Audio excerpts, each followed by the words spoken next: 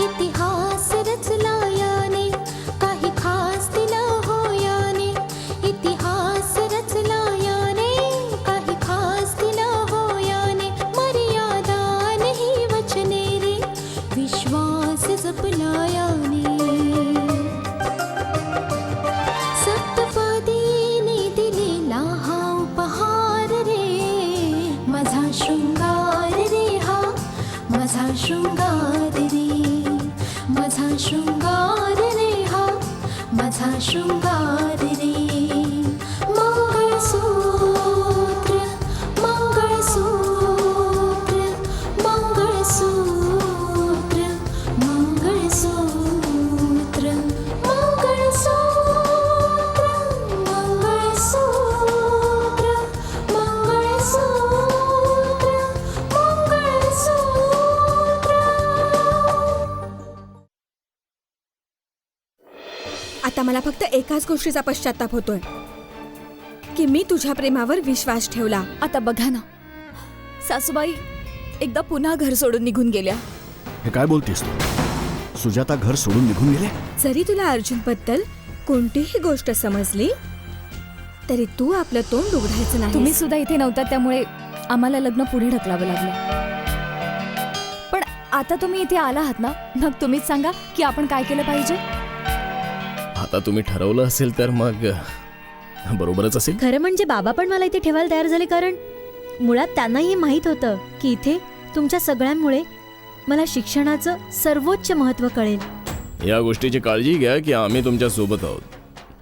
ही गोष्ट कानोकान कोणालाही कळता कामा नये. तुम्हाला मयकची काळजी करण्याची काही बी गरज नाहीये. अहो, ती तुमचीच मुलगी आहे, कुणी परकी नाही की तुमच्या विरोधात जाईल. हो हो, मी तिला समजावीन. तिला त्या सगळ्या गोष्टी अजिबात कधीच कळणार नाहीत. हो. महक, तू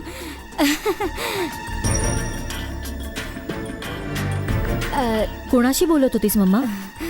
ते कशाबद्दल बोलत होतीस मम्मा, ज्यात तू म्हणत होतीस की मला काही समजणारच नाही? हे बघ महक, आता तू खूप वर्षांनंतर परत इथं आलीयस, हा, त्यामुळे तुला प्रत्येक गोष्ट नाही समजू शकत. म्हणूनच तू या सगळ्या गोष्टींपासून स्वतःला लांबच ठेवलं पाहिजेस. या राजकारणामध्ये काय चाललंय, कोण काय चाली खेळतय, तू मला तेच सगळं समजावतेस मम्मा, ज्याबद्दल तू आता मोबाईलवर बोलत होतीस. पण मला असं वाटतं की कुठेतरी आग लागल्याशिवाय धूर निघत नाही. जर धूर निघत आहे तर आग सुद्धा कुठे ना कुठेतरी लागलेली असते. मग काय महक, आता दुराच्या मागे धावणार आहेस का तू? नाही मम्मा, मला फक्त सत्य समजून घ्यायचंय बस. हे कळलंच पाहिजे मला. तर मग ऐक, सत्य हे आहे की मानस आणि रितिका तुझ्या पप्पांना बदनाम करण्याचा प्रयत्न करत आहेत. जर असं काही नसतं ना, तर तुझ्या पप्पांच्या समर्थनासाठी लाखो लोक एकत्र रस्त्यावर उतरलेच नसते. बाळा, तुला याच कारणास्तव या सगळ्या गोष्टींपासून लांब राहायला सांगते, जेणेकरून कदाचित उद्या शत्रू तुला मोहरा बनवून कुठली दुसरी एखादी चाल खेळल. तुला समजायचंच नाही.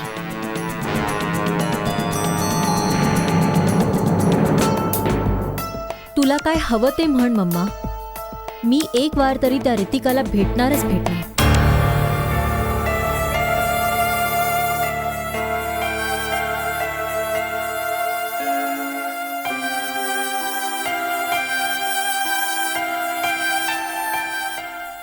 अरे वहिनी, तू काय झालंय? कसला विचार करत होतीस? काहीच नाही, बस असंच. मला नाही सांगणार तू? बोल ना, कसल्या विचारात होतीस? न सांगण्यासारखं काहीच नाहीये वहिनी.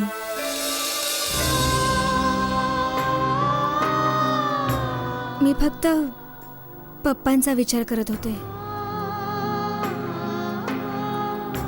चांगलं झालं की पप्पा परत आले. हे तर तू अगदी बरोबर बोलतेस. आपले पप्पा घरी आल्यापासून सर्वांच्या चेहऱ्यावर एक आनंद आहे. सर्वांना खूप आनंद झालाय.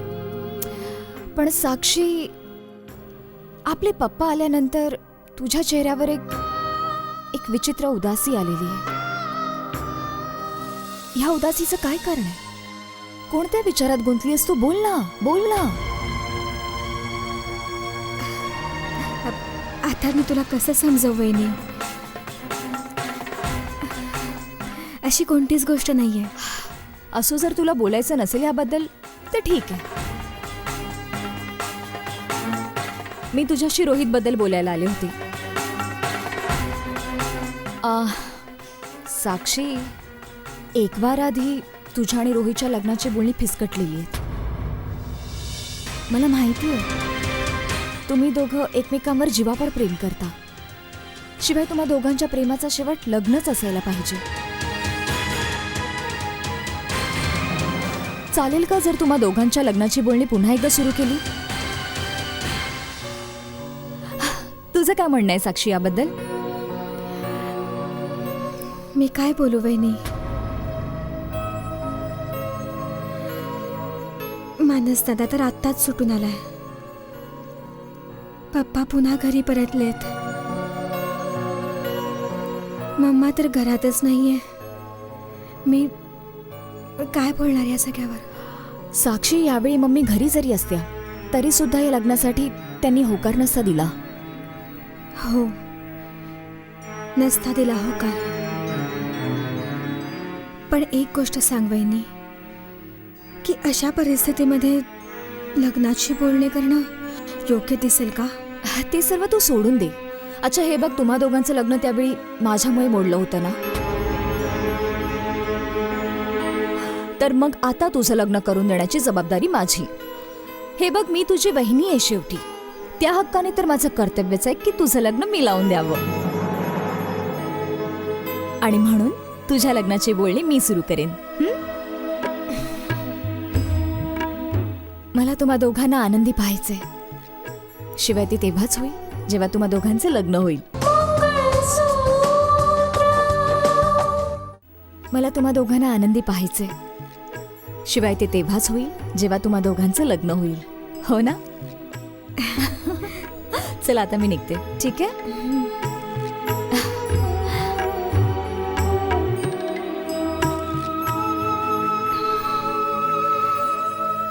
आता मी तुला कसं समजावू वहिनी, की मी माझा आनंद राहुलमध्ये पाहण्याचा प्रयत्न केला होता. राहुल, काय झालं बाळा? आजकाल दिवस दिवस कुठे गायब असतोस तू? मम्मी, मला राकेश दादाच्या केसच्या संदर्भात सगळी माहिती एकत्र तर करावीच लागेल ना, म्हणून त्याच्याच मागे लागलेला असतो. ठीक आहे. खरं म्हणजे मला तुझ्याशी तुझ्या लग्नाविषयी बोलायचं होतं. लग्नाच्या बाबतीत? होय बाळा, अखेर असं कधीपर्यंत चालू राहणार? खूपच दुःखाची गोष्ट आहे की आपल्या घरामध्ये मुलं तर 2-2 आहेत आणि सून एक सुद्धा नाही. पापा, तर अगोदर तुम्ही राकेश दादाच्या दुसऱ्या लग्नाबद्दल विचार केला पाहिजे. त्याच्या बाबतीतही विचार करूच आम्ही बाळा. पण काय माहित ती वेळ कधी येईल. मी तुझ्याशी नेहमीच लग्नाविषयी बोलण्याचा प्रयत्न केला, पण तू टाळत आलास. पण घरामध्ये सून आपल्याला आणायचीच आहे ना? होय राहुल, रितिका निघून गेली म्हणजे याचा अर्थ असा नाही की आपलं घर उजाड झालेलं. आपण तिच्याहूनही चांगले आणि मोठ्या घरातल्या मुलीला सून म्हणून घरी आणू. हे तुमचं राहू द्या तुमच्याजवळ. पण मला तर असं वाटतंय कुणीतरी मुलगी नक्कीच आहे जी राहुलला खूप आवडते. काय मग राहुल, कोण आहे ती मुलगी? कधी भेटवतोयस तू तिला? अगोदर तू मला सांगायचंस की परत आल्यावर तुला भेटवतो म्हणून. आता बोल, कधी भेटवतोयस? मम्मा, पण राहुल, जर खरोखरच अशी कोणती मुलगी असेल तर तिला इकडे आणून आम्हाला भेटवायला काय हरकत आहे बाळा? नाही पापा, अशी कोणतीही मुलगी नाही. काय? हो मम्मा, मी तर अशीच मस्करी केली होती तुझी. आतापर्यंत तर मला कधीच नाही वाटलं की तू मस्करी करतोयस. पण आत्ता जे तू बोलतोयस ती मस्करी असेल असं वाटतंय मला. मामा आता मी मस्करी करत नाहीये. जर तुला सून आणायची असेल तर तिचा शोध सुरू करा तुम्ही.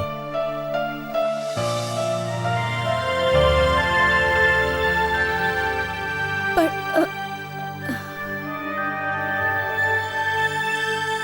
आता काय तुझ्या डोक्यात? मी असा विचार करते की राहुल आपल्याशी खोटं बोलतोय.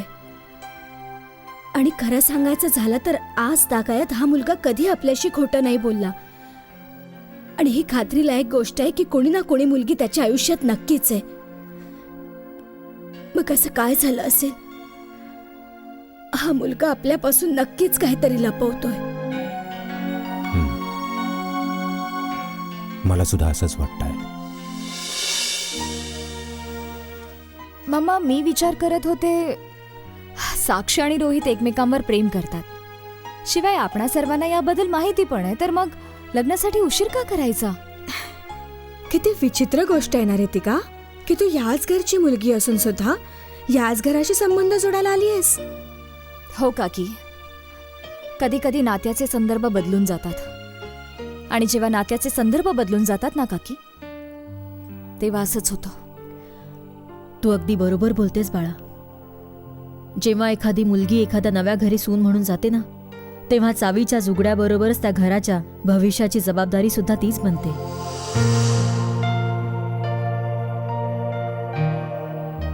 येणाऱ्या काळामध्ये ती स्वतः आई बनते, घराची मालकीण सुद्धा बनते. पण मम्मा कधी कधी नात्यांना विसरून वेळेच्या आधीच जबाबदाऱ्या पार पाडाव्या लागतात. आता हेच बघ ना, सासूबाई असत्या तर स्वतःच येऊन या लग्नाबद्दल बोलल्या असत्या त्या. पण आता मम्मीची इथे नाहीयेत तर मलाच या लग्नाची जबाबदारी घ्यावी लागते.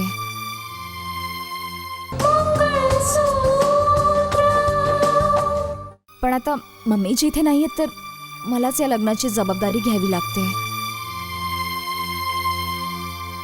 आज मी इथे या घरची मुलगी म्हणून नाही आली आहे पप्पा. आज इथे आले मी साक्षीची वहिनी या नात्याने तिच्या लग्नाची बोलणी करण्यासाठी. मला खूप बरं वाटतं याबद्दल की तुला तुझ्या जबाबदाऱ्यांची जाणीव आहे. ऍक्च्युली रघुवीरनं मीच फोन करून सांगितलं होतं. पप्पांना सुद्धा हेच हवंय. जेव्हा सगळ्यांनी आपली संमती दर्शवलीच आहे तेव्हा थांबलोय कशासाठी आपण? लवकरात लवकर निर्णय घेऊन टाकला पाहिजे आपण. ठीक आहे, मग जर तुम्ही सर्व म्हणत असाल तर आम्ही लग्नासाठी मुहूर्त काढू का? पण हो, मला काही बोलायचं होतं तुमच्याशी. तर मग आत्ताच ते सुद्धा बोलून टाक ना. पप्पा, आमच्या सर्वांचा विचार आहे की लग्न तर करूयाच, पण अगदी साधेपणाने. म्हणजे खूप धूमधाम नाही करायची. आमचा विचार होता की मंदिरामध्ये लग्न व्हावं. असं कसं होऊ शकतं रितिका? समाजामध्ये भाऊजींना काही मान आहे?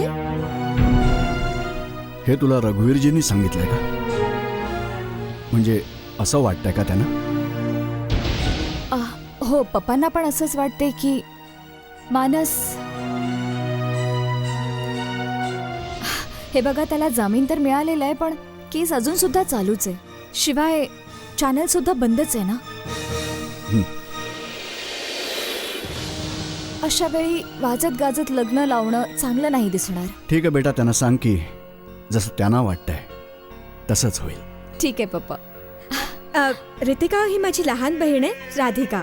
नमस्ते.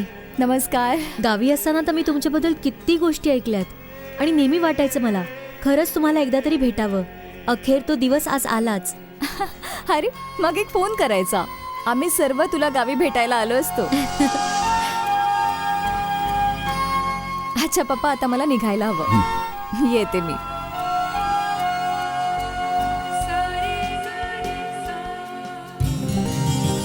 हा, सांगितलेलं सर्व काम झालं. मी ती फाईल तुम्हाला सांगितली होती ठेवलीत? आणि याची ट्रू कॉपी करायला सांगितली होती हो बहुधा. मॅडम, ट्रू कॉपी पण करून घेतली आणि फोटो कॉपी पाठवली. सही केली होती का मी त्यावर? सही तर केली होती मॅडम, पण मला एकदा वाटतं की तुम्ही पुन्हा एकदा चेक करा.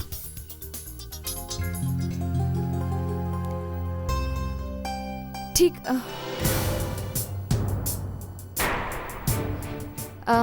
ठीक आहे, तुम्ही जा, भेटते मी तुम्हाला. बरं. Hello ma'am, hello. काय मी तुमच्याशी थोडा वेळ बोलू शकते? वाय नॉट, बोला. मी गुलशन सहायची मुलगी मेहक आहे मॅम. बोल बोल, काय बोलायचंय तुला माझ्याशी? अहो, खरं तर मला तुम्हाला विचारायचं होतं की तुमची माझ्या वडिलांशी काय दुश्मनी आहे.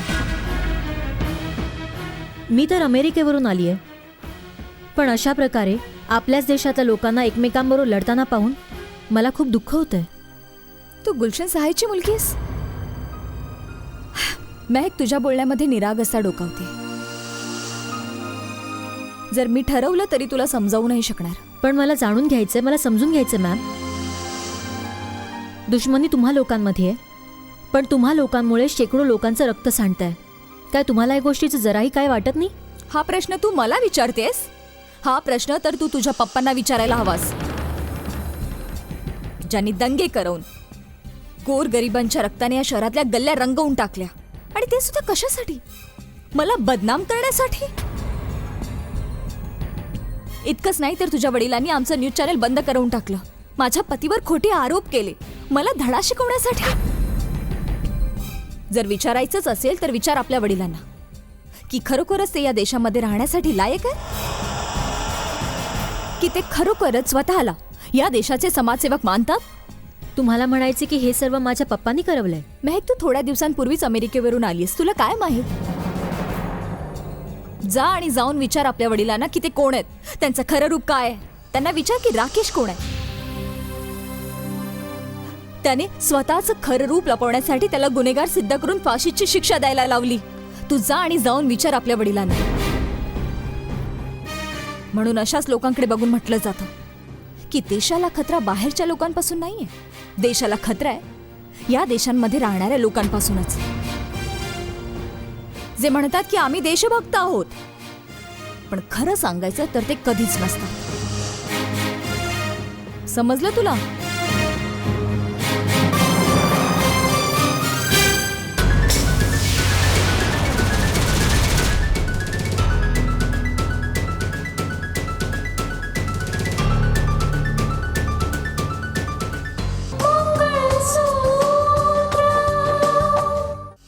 गुलशनचं खरं रूप अजूनपर्यंत समोर आलेलं नाहीये की तो अखेर वाचला कसा.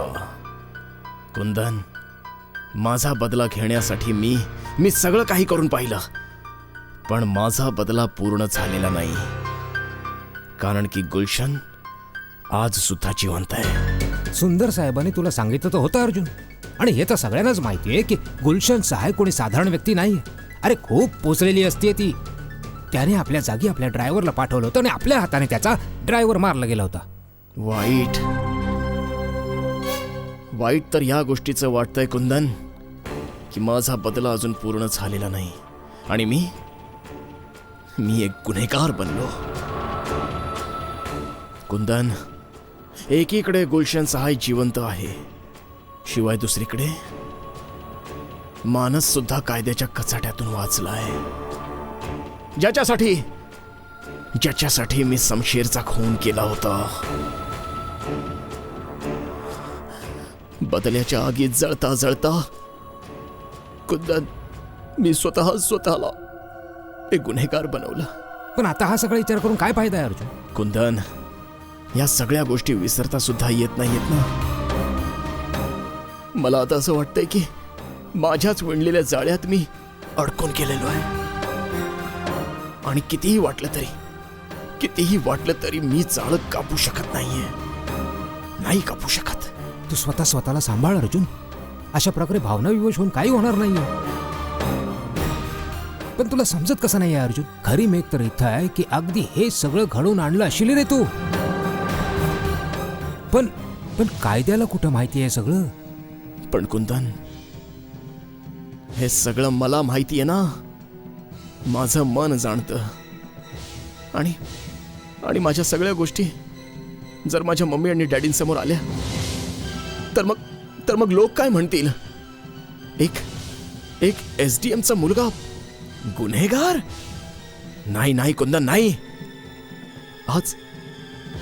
आज मला असं वाटतंय की रितिकाच्या आयुष्यामध्ये आग लावण्याच्या प्रयत्नामध्ये कदाचित मी आपल्या आईच्या पदरामध्येच काडी तर नाही टाकली ना.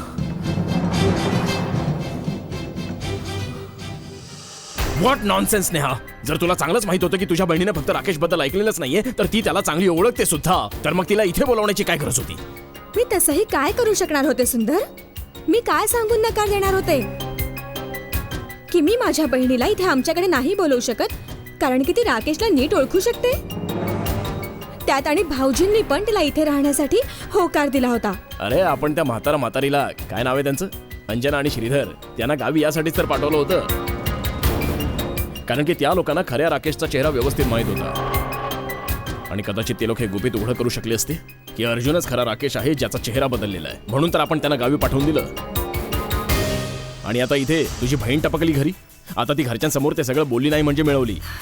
नाही सुंदर, असं मुळीच नाही होणार. मी तिला समजावेन. अरे काय समजावणार आहेस आणि किती समजावणार आहेस आणि नेमकं काय सांगून समजावशील तिला? सपोज जर राकेशचा चेहरा तिच्या समोर आलाच तर नंतर असं नको व्हायला की घरच्यांसमोर ती हे रहस्य उघडं करून टाकेल की हा तोच राकेश आहे जो श्रीधर आणि अंजना बरोबर शहरातून गावात आला होता.